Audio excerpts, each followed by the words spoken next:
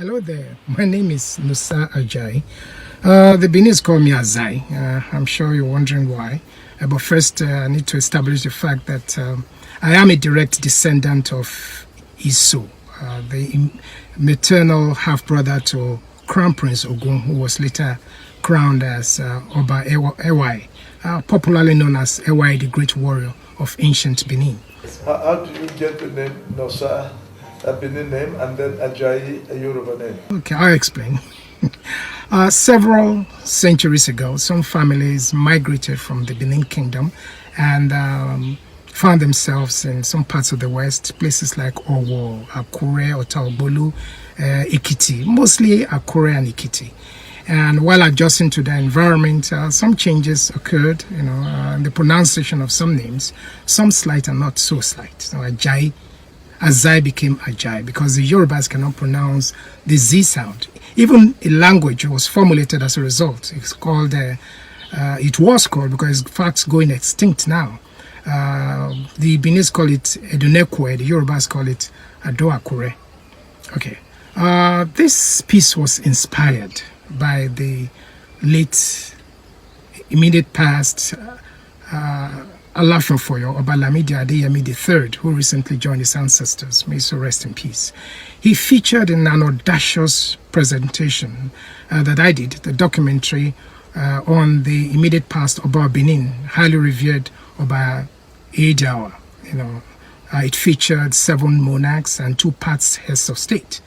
And in it, Oba Lamidi Adeyemi was full of praises for the Benin people, who praised our resilience in spite of European incursion, notably the Benin invasion of 1897 by the British.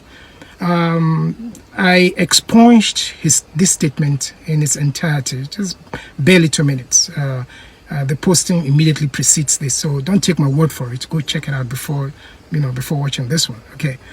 Anyway, it brings to mind an age-old lie that had been fed the Yorubas from generation to generation, from century to century, that the Benis are from Yoruba land. I find it misleading, it's absurd, it's a lie, it's preposterous, it's baseless. How is it possible? The Benin people from Yoruba land, the Benin people whose history is the most studied tradition amongst history scholars from different parts of the world.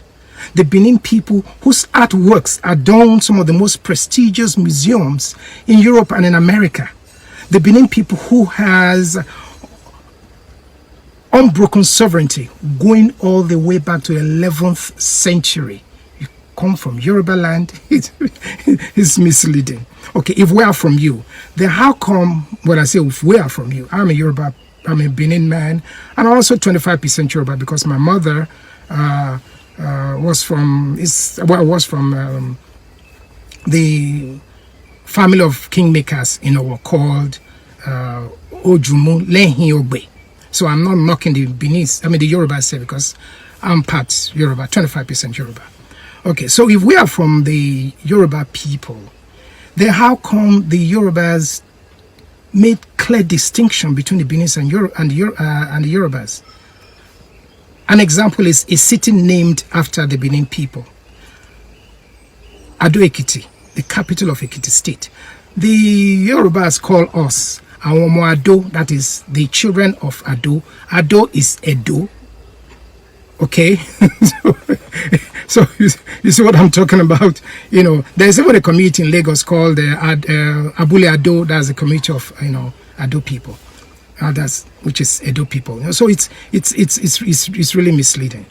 Now I do recognize translinguistics. Okay, that is when some words transcend some languages.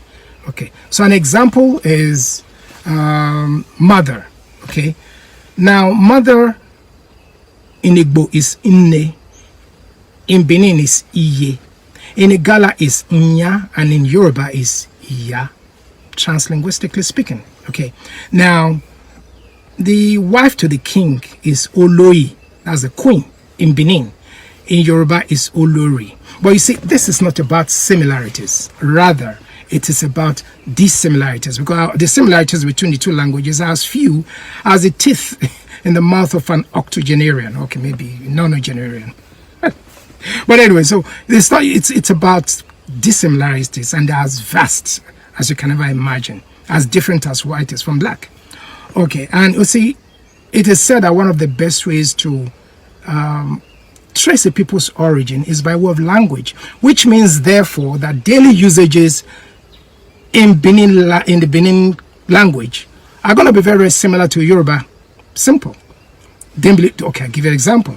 Olodumare is God Almighty in Yoruba. Osanobua, God Almighty in Benin. I do not see any similarities. Okay, now someone that is very thin, maybe painfully thin, is Atinye. In Benin, it's Atinye. In Yoruba, it's Okbelenge. So, do you see any differences? Any similarities? I don't see. All I see is differences. Okay, now let's go to regular conversations. Okay, now a Benin man leaves his home, and his people bid him Onhiazekwe, which is bye-bye. In Yoruba land, it is Odabo. Upon return home, his people will welcome him and say, Obo here, which is welcome. In Yoruba, it is Kabo. All right? Now, this same man, if he's hungry, you're going to snap at his people. Which means hunger, literally meaning hunger is beating me. Now, Yoruba, Ebinkpami, hunger is killing me. I wonder why the melodrama in the state of the stomach infrastructure. Well, at least we've established something that the Yorubas and the Benins, they don't mess with their food. So, okay, now let's go to greetings. Here we see a great deal of difference. A Yoruba lad wakes up in the morning, he prostrates before an elder and says, Ekaro, sir, or Ekaro, baba, which is good morning, sir. If it's a girl, she goes on her knees and does the same. Ekaro, sir, Ekaro, mama. But no, she doesn't do the same. She goes on her knees, yeah. She doesn't prostrate, okay, and greets the same. But when it comes to Benin, well, it is a celebration of culture, okay. A lad wakes up in the morning and goes on his knees. This is where we're distinctively different. The Benis go on their knees. The Yoruba males prostrate. So men and women kneel. Men do not prostrate. Anyway, so a young lad wakes up in the morning and goes on his knees before an elder and says, Lamogun. Now, when he says Lamogun, the elder immediately identifies him as somebody who is from a royal family, blue blood. And so he starts to shower him with encomiums and saying that, son of great kings, warrior kings, brave kings, unconquerable kings. And you see him bristling with pride. Yes, I will do well by my people. And this also applies to the other families, So we have Lamogun, Lagesa, Laoba, Lavieze, Laiso. Well, actually, that's my family's greeting, Laiso, which, traces us to Iso, the, maternal half-brother to, Ewai the Great. And then in response, they say Isomobo. Isomobo, tells you that there's a little bit of Benin and Yoruba there because of the time they spent in Yoruba land. So you see the differences are just remarkable. Now let's talk about twins. To the Yorubas, the twins are extra special. To the Benin people, they are special. Why are they extra special? Well, I don't understandably too that Yoruba constitutes 19 out of 100 twin births.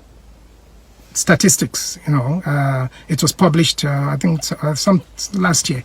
So the 19 out of 100 births in the world are from Yoruba land, twins. So no wonder they're extra special. Again, maybe because of the myth that surrounds their birth. Okay.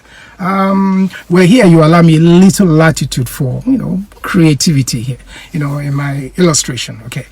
Now, the twins, over a period of, from the first, second, and third trimesters, have been having all kinds of family meetings, understandably too. But their very last family meeting, before they were delivered, the older of the two gave strict instructions to the younger one and says, go taste the world. If the world is a beautiful place, do not come back.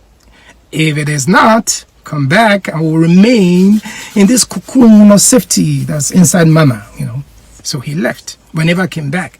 So it was obvious that, he saw something great about the world he had stepped into. And so the one that was still remaining in mama's womb gave mama a massive kick. And it was delivered, okay? But here's what's curious about it, The first to be delivered is called Taiwo, To Ayewo. Go taste the world. That's To Ayewo. But he's the junior. The senior is Koende coming from behind. The senior. But in Benin, in the Benin tradition, they are special, but not as extra special as the Yoruba, So when the first child is born, it's immediately established as the senior, and so is Audio, the senior one. Coming from behind is the second, which is, that is the junior one, Owa. So that's it. This is my first part of debunking the notion that Benin people are from Yoruba land. It's ridiculous. Anyway, watch out for the second part of this. My name is Nosa Ajayi. Come to think of it, what about Nosa Ajayi? It kind of has a ring to it. Maybe I might have to seriously consider a name change.